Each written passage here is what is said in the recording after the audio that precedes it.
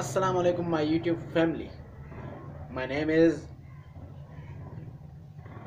Same को जैसा भाई कि ये शोएब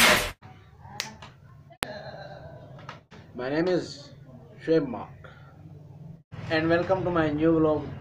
जैसे कि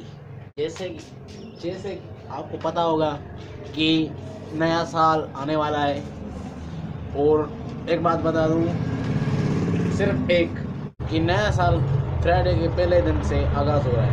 मतलब पहली तारीख जो होगी वो फ्राइडे के दिन होगी, नए साल की पहली तारीख, और जब ख़त्म होगी मतलब शायद 31 दिसंबर, वो भी जुमे के दिन ही ख़त्म होगी। जुमा टू जुमा मतलब जुमे के दिन से आगाज़ इस साल का होगा और जुमे के दिन ही ये साल ख़त्म होगा। आप देख रहे होंगे स्क्रीन पर हिस्सा है और ख़त्म होने के आगाज़ हिस्सा है।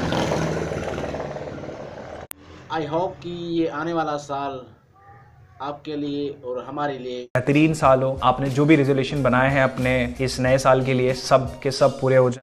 ये साल तो हमारा कोरोना में ही गुजर गया है, लेकिन उम्मीद है कि इंशाल्लाह ताला अल्लाह के फजल करम से हमारा ये साल अच्छे से गुजरेगा।